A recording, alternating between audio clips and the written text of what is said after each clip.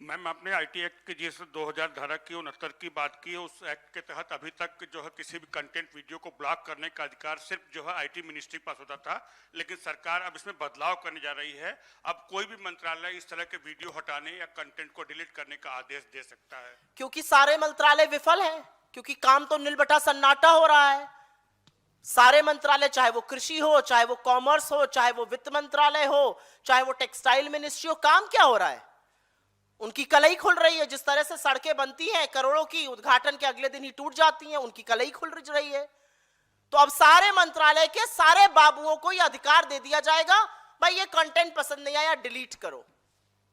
बस वही कंटेंट चलेगा जो आपका चरण वंदन करेगा, जो आपका चरण चुंबन करेगा, जो कहेगा रात को दिन और दिन को रात। अगर आप चाहेंगे, तुम दिन को दिन कहो तो रात कहेंगे, यही करने का काम अब बचा है। इसलिए यह कानून बदला जा रहा है।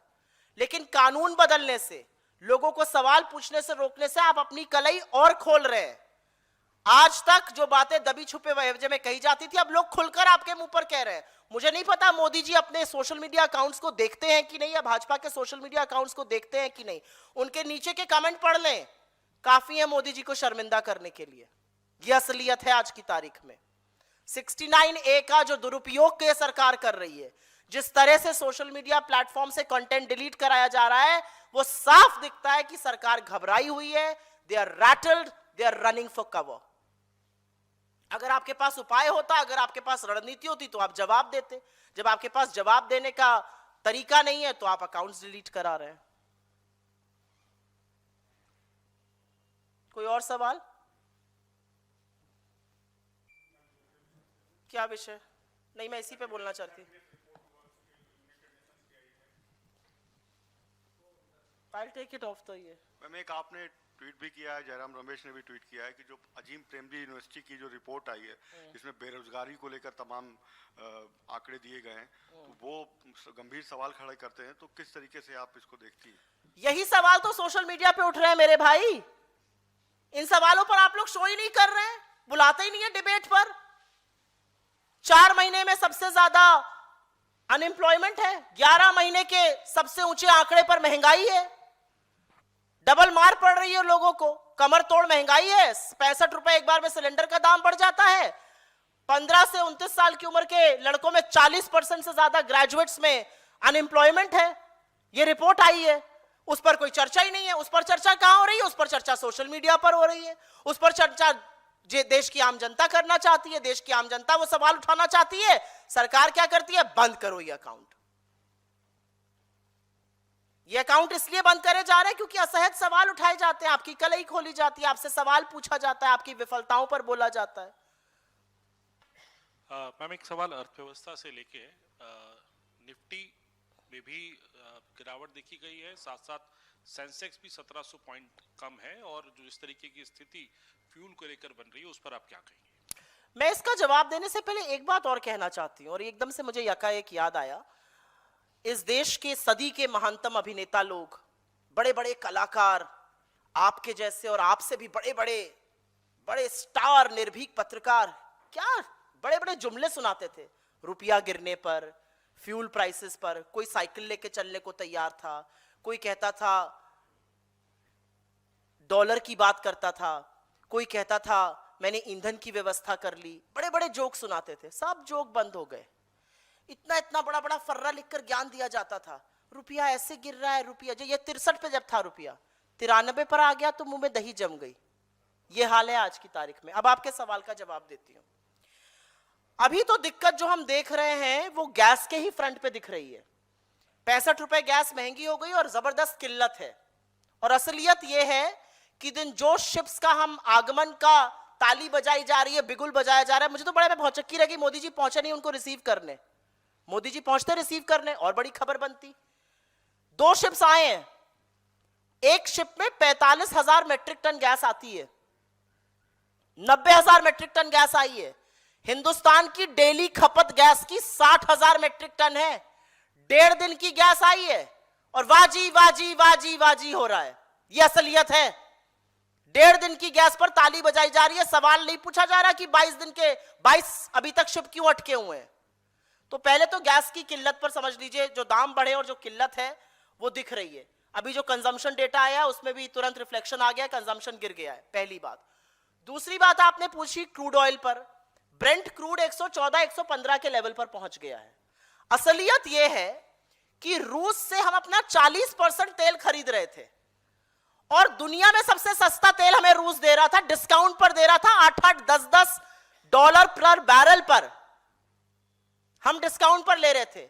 आज हम दुनिया में रूस के उसी सस्ते तेल के लिए प्रीमियम दे रहे हैं। $12 से ऊपर प्रति बैरल का प्रीमियम देकर हम वो कच्चा तेल खरीद रहे हैं। तो आपको क्या लगता है आने वाले दिनों में आपके पेट्रोल और डीजल के दाम नहीं बढ़ेंगे? बिल्कुल बढ़ेंगे। आज की तारीख में गैस ना होने से 10 दिन का पैकेजिंग का सामान मात्र रह गया है, ये दूध की कंपनियों ने कह दिया है। क्या उनके दाम नहीं बढ़ेंगे? जो पानी की कंपनियां जो इस तरह का पानी बनाती हैं, बॉटल पानी, उन्होंने कह दिया हमारे पास प्लास्टिक की किल्लत होने जा रही है क्योंकि गैस नहीं चल रही है।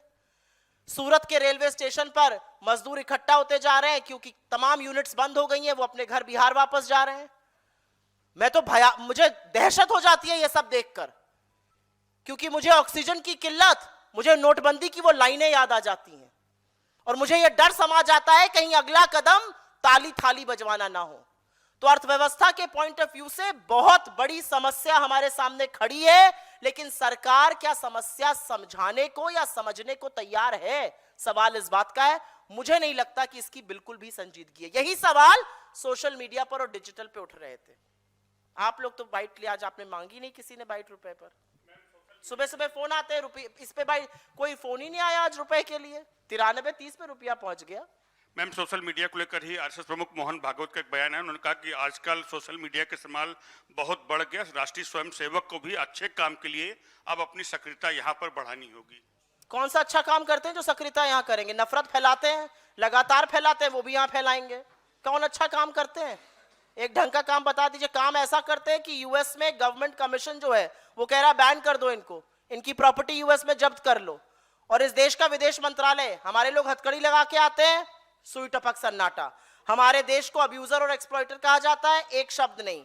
हमारे देश के साथ गंदी ट्रेड डील कही जाती है, धमकाया जाता है, सीज फायर का बात कही जाती है, एक शब्द नहीं। लेकिन आरएसएस के बचाव में तुरंत विदेश मंत्रालय से बयान आ जाता है।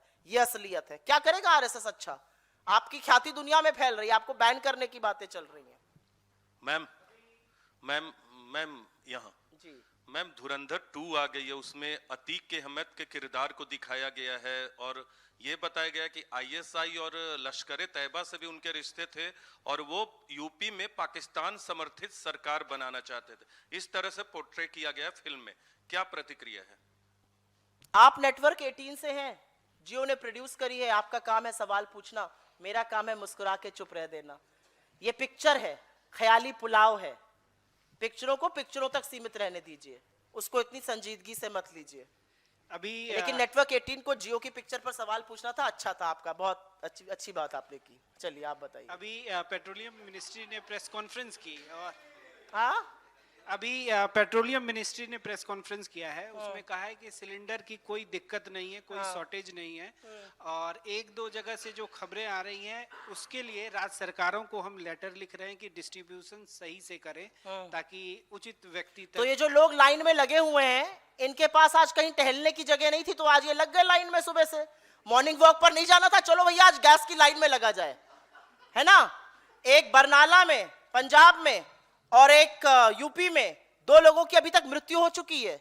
इनके पास कुछ करने को नहीं था, इन्होंने कहा आज कहीं सैर सपाटे का मन नहीं, चलो आज गैस की लाइन में लगा जाए। आपने वीडियोस देखे हैं गोरखपुर के, जूतम पैजार हो रहा है गैस के लिए और यहाँ पे आपका तेल मंत्रालय बैठकर बोल रहा है। और बड़ी एक अजीब बात है, प्रेस कॉन्फ्रेंस बाबुओं से कराई जा रही है। एप्स्टीन के यार कहां हैं?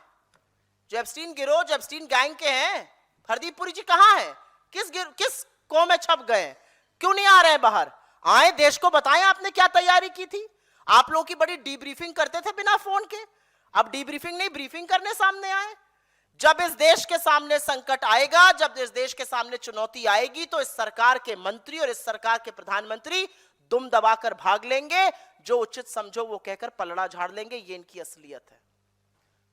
बहुत धन्यवाद आप लोगों का।